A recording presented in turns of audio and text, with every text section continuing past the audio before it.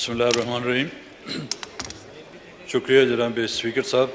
सबसे पहले तो मैं अपनी पार्टी की तरफ से आपको दिल की अता गहराइयों से स्पीकर नेशनल असम्बली मुंतखब होने पर बिला मुकाबला मुबारकबाद देता हूँ, क्योंकि वज़ीर-ए-आज़म साहब भी अपनी कुर्सी पर मौजूद नहीं हैं।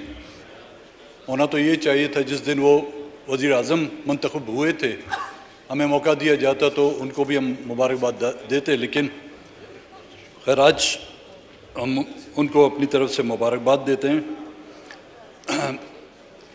जनाब स्पीकर साहब, जब मियाँ साहब की नॉमिनेशन पेपर साइन हो रहे थे, जब मेरे पास उनके नॉमिनेशन पेपर लाए गए तो अज़ाए मजाक मैंने उनसे कुछ कहा था कि मियाँ साहब, जब आप इस कुर्सी पे बैठेंगे उस वक्त तो अपोजिशन की कुर्सी पे बैठेंगे, तो अपोजिशन की कुर्सी हमारे लिए खाली रखना। लगता है वो बात अब सही नज़र आ रही है, क्योंकि जो पीटीआई के जो लोग थे वो तो इस्तीफ़े दिए हैं न दिए हैं अभी तक पता नहीं है, वो भी शायद उस बैरूनी साजिश के उस लिफाफे में अभी तक गुम हैं, वो पता नहीं कब किसके हाथ चढ़े। जनाब स्पीकर साहब, क्योंकि मसाइल भी बहुत हैं और वक्त भी आप लोगों के पास शायद अब कम ही होगा, क्योंकि अपोजिशन में रहते हुए तो हमारे पास बहुत वक्त होता है और हुकूमत में बैठे हुए हमारे पास वक्त कम रहता है और हमारी मसरूफियात इतनी ज़्यादा हो जाती हैं तो फिर हम दिलचस्पी सुनने में नहीं काम करने में लगती है। मैं नहीं चाहता कि उन बातों का तज़किरा करूं जो करना चाहता था कि जो गुज़िश्ता 1.5 महीने से हम लोगों ने यहाँ पर जो उनको फेस किया। कोशिश करूँगा कि इखलाक के दायरे में रहते हुए चंद बातों की वजाहत जो तारीख़ी वाक़यात को जो है सही अंदाज में पेश करूँ। सियासत, जमहूरियत, पार्लियामेंट और अदब अखलाकियात और बर्दाश्त को इनसे निकाल दिया जाए ना, तो ना सियासत रहती है, ना जमहूरियत रहती है और ना ही फिर उस पार्लियामेंट का वो वजूद रहता है जिसके लिए हम और आप इस पार्लियामेंट में आए हुए हैं। और उसके बाद हाल वो होता है पार्लियामेंट का जो गुज़िश्ता दिनों से हम देख रहे हैं और आज भी पंजाब की सूबाई असम्बलियों में हमने देखा।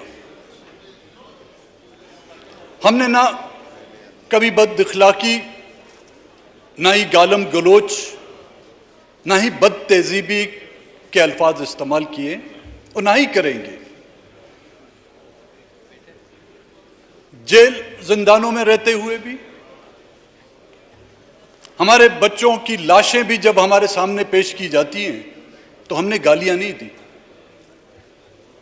हमारे घरों के घर उजाड़ दिए जाते हैं तो हमने दुश्मन का मुकाबला किया, हमने उसको गालियां नहीं दी। हमारी माओं बहनों की इज्जतें पर भी किसी ने अगर हाथ रख डाला तो अपनी कमजोर ताकत के साथ उसका मुकाबला किया, उसको गालियां नहीं दी। लेकिन आज जो कुछ हम देख रहे हैं, 10-15 सालों से जो लोग गायब हैं, उनकी माएँ, उनकी बहनें, उनके वालिदैन पुकारती हैं, चीखती हैं, बद्दुआएं निकलती हैं उनके लबों से। खुदा को गवाह होकर वो जो है चीखती हैं और उन कुव्वतों के खिलाफ बद्दुआएं निकलती हैं, लेकिन गालियां नहीं निकलती। ये हमारी तहजीब है, ये हमारी सकाफत है और हम आज भी उस सकाफत के जो है अलमबरदार हैं और इंशाल्लाह रहेंगे। जिस अंदाज में इस ऐवान को चलाया गया जनाब स्पीकर साहब, वो खत जो प्राइम मिनिस्टर से उछाला जाता था स्पीकर के हाथ में, स्पीकर के हाथ से उछाला जाता था डिप्टी स्पीकर पर, और उसको तो बिल्कुल एक वर्ल्ड कप की क्रिकेट की गेंद की तरह जो है उससे खेला जाता था। अब वो उस खत में क्या था ना आपको पता ना हमको पता, सिर्फ ये कहा जाता था कि जी बैनुल अक़वामी साजिश है। मुझे किस्सा याद आया स्पीकर साहब, उस ज़माने में सोवियत यूनियन अरूज पर था और हम चूँकि बलूचिस्तान के लोग मुतासिर थे सुर्ख इनकलाब से, सोशलिज्म और कम्युनिज्म से, तो एक उस ज़माने के एक सियासी वर्कर थे, गाड़ी चलाने आती नहीं थी तो किसी की गाड़ी उठा के वो चल दिया। लखपास का इलाका जो है कोयटे से आप लोग वाकिफ़ होगी, तो वहाँ से आते हुए इसकी गाड़ी उलट गई और ज़ख्मी हो गया बेचारा। हॉस्पिटल में उसको लाया गया, पूछा गया कि क्या हुआ, कहते हैं सीआई की साजिश थी। अब गाड़ी खुद उसको चलाना नहीं आती थी और उसको जो है ना उसने सीआई की साजिश की। गुज़िश्ता की जो हुकूमत है वो गई तो अपने आमालों की वजह से, लेकिन नाम उसको बैनुल अक़वामी साजिश कर दिया गया।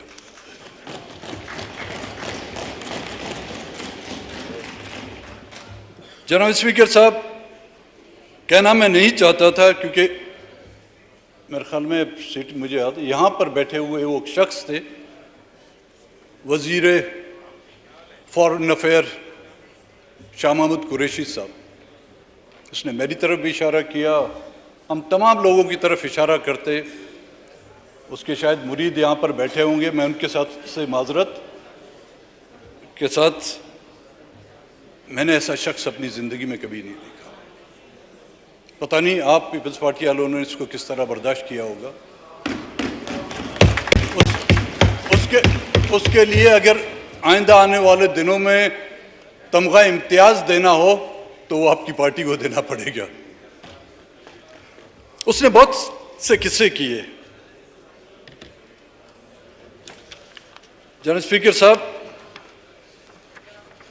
उसके किस्सा की इब्तिदा मैं इस मुआहदे के साथ करता हूँ जिसमें उसके दस्तखत हैं, जो 8 अगस्त 1918 को उसने किए थे। ये उसके दस्तखत और यही कलम 2018 से।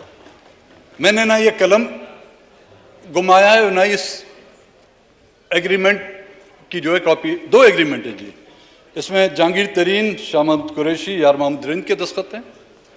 दूसरा मुआहदा उन्होंने हमसे सितंबर में किया जब सदारती इलेक्शन हो रहे थे। उसमें दस्तखत हैं जी हमारे सदर पाकिस्तान के और वज़ीर दिफा साहब खटक साहब के। अब उन्होंने हमें ताने देख देख कर कहा कि जी आप वहाँ पर बैठे हैं, हम यहाँ पर बैठे हुए थे, इन कुर्सियों पर बैठे हुए थे। इन कुर्सियों से हमें वहाँ पर धकेलने वाला कौन था? जिस उनको ज़रूरत थी, शाह महमूद कुरैशी साहब जो है कोयटे तक पहुँच जाते थे। जब उनकी ज़रूरत हुई, यहाँ सामने से गुजरते हुए भी कभी उसने गर्दन ऐसे मोड़कर हमारी तरफ नहीं देखा। हम इक़्तिदार के प्यासे नहीं, हम इक़्तिदार के चाहने वाले हैं। 5 साल उसकी हुकूमत को हमें ऑफरें की गई वजारतों की, हमने वो कबूल नहीं की। हमने अपने असूलों पर डटे रहे। लेकिन वो साहब थे जो 2 मरतबा फॉरेन मिनिस्टर रह चुके हैं। अब तीसरी मरतबा भी ख्वाहिश होगी, खलिश होगी उसके दिल में। तो प्राइम मिनिस्टर साहब बैठे नहीं हैं, उनको मैं कहूँगा एक छोटी सी ऑफर करके देख लें, शायद वो तीसरी मरतबा भी साबिका बनना चाहते हैं।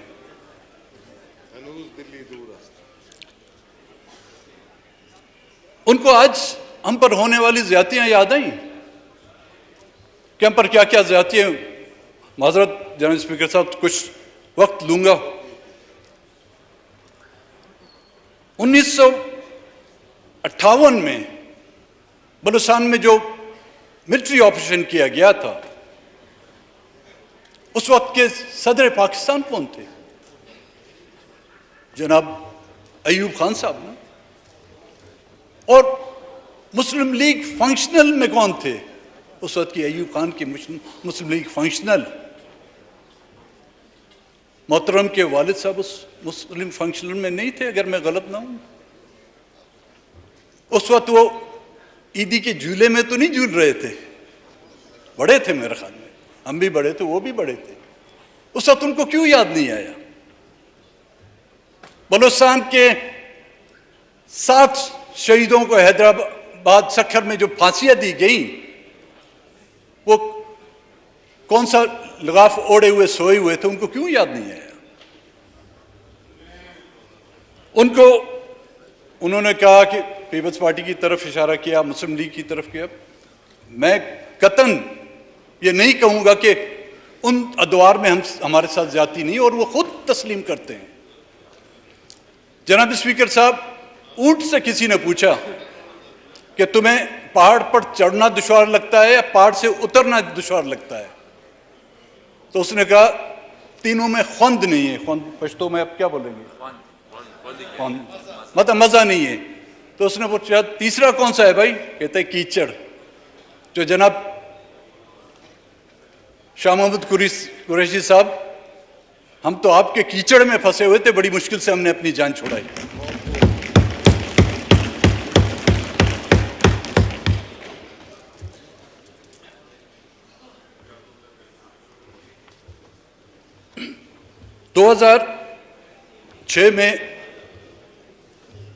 अगस्त 2006 में नवाब बुख्ती का कत्ल किया जाता है, उनको शहीद किया जाता है। हमारा एक मेंबर कौमी असम्बली का मेंबर था, 2 हमारे सूबाई असम्बली के मेंबर थे। हमने विदिन 15 डेज उन असम्बलियों से इस्तीफा दिया। उनको अगर इस्तीफा देना नहीं आता, आए हम उनको क्लास दें कि इस्तीफे किस तरह दिए जाते हैं। और उनके कप्तान उस वक्त एक अकेले, मेरे ख्याल में 2002 की असम्बली में एक इकलौते थे। उन्होंने तो इस्तीफे की जरूरत नहीं की। यहां पर कई ऐसे वाकयात हुए, बम धमाकों में लोग मारे गए, दहशतगर्दी में लोग मारे गए, लेकिन कप्तान साहब आपने अपने इख्तिदार के छीनने के गम में इस्तीफे दिए, लेकिन हजारों की तादाद में जो लोग मारे गए या शहीद हुए, उनके गम में आप एक भी इस्तीफा लिख नहीं सकते थे। कल मैं उस वाकये का जरूर जिक्र करूंगा जनाब स्पीकर साहब, तफ्तान में, क्योंकि वज़ीर आज़म साहब मौजूद नहीं है, उनसे थोड़ी से एक गुजारिश करूंगा कि पिछले दौरे हुकूमत में वज़ीर आज़म की कुर्सी पर एक सरिया लगा हुआ था, और वो गर्दन जो है यूं होती थी, नीचे नहीं होती थी। मेहरबानी करके उस सरिये को अब वहां पर नहीं होना चाहिए। तफ्तान का वाकया इस तरह हुआ है कि हमारे बॉर्डर के इलाके में जनाब स्पीकर साहब, लोगों का रोज़मर्रा या कारोबार जो है वो बॉर्डर ट्रेड से है। एक नौजवान गाड़ी में जा रहा था, जब उसके रुकने का इशारा किया गया, तेल लेके जा रहा था शायद, जब वो न रुका तो उस पर फायर हुआ और उसको शहीद किया गया। तो लोगों ने एहतजाज किया। वहाँ पे हमारी लॉ एनफोर्समेंट एजेंसी ने बॉर्डर बंद किया, लोगों की गाड़ियों से लोगों को उतारा और उनको कहा कि पैदल जाएं। इस रमज़ान के महीने में 3 से 4 लोग प्यास और भूख से जो है तड़प तड़प कर उस रेगिस्तान में जो है शहीद हो गए। इसका अजाला होना चाहिए। मैं प्राइम मिनिस्टर से ये गुजारिश करूंगा कि इसकी हाई लेवल सतह पर जो है एक इंक्वायरी कमेटी बिठानी चाहिए, कि तहकीक होनी चाहिए कि कौन इसके जिम्मेदार हैं। क्योंकि खून से आबियारी की हुई जमीनों पर फसलें नहीं करबला बनते हैं जनाब स्पीकर साहब। मैं फिर रिपीट करूंगा, खून से आबियारी की हुई जमीनों पर फसलें नहीं करबला बनते हैं। माओं की आंखों से छलकते हुए खून के आंसुओं से पुरअमन अमन की फाख्ताएं नहीं बसती।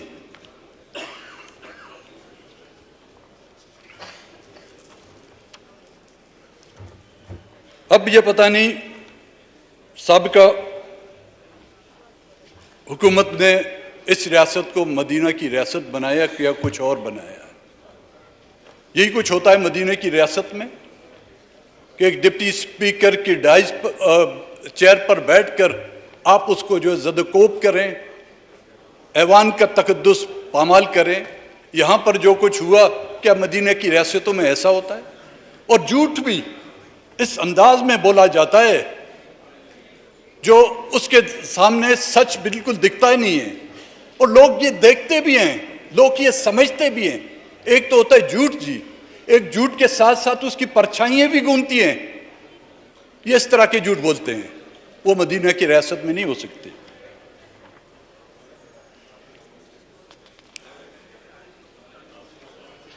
मजीद कुछ इश्यूज थे तो मैं उनका जिक्र जो है आने वाले उसमें करूँगा, क्योंकि बाकी भी साथियों को यहाँ पर बात को करनी होगी। लेकिन एक गुजारिश करूँगा कि हम ये एक अहद करें कि हर इदारे को अपने दायरे में रहकर जो है काम करना होगा। किसी भी इदारे को किसी भी मामलात में मुदाखलत की इजाज़त नहीं होगी। सियासी मामलात को सियासी और जमहूरी अंदाज में जो है हल करने का हक, सिर्फ हक हम लोगों को है, किसी और को नहीं।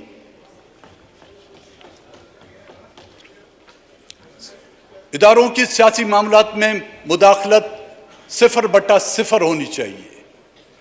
सियासी सूझबूझ से नावाकिफ लोगों को फैज़याब करने का दौर जो है ख़त्म होना चाहिए। गेट नंबर 4 के झूलों में परवरिश पाने वालों की सियासी भर्तियां बंद होनी चाहिए।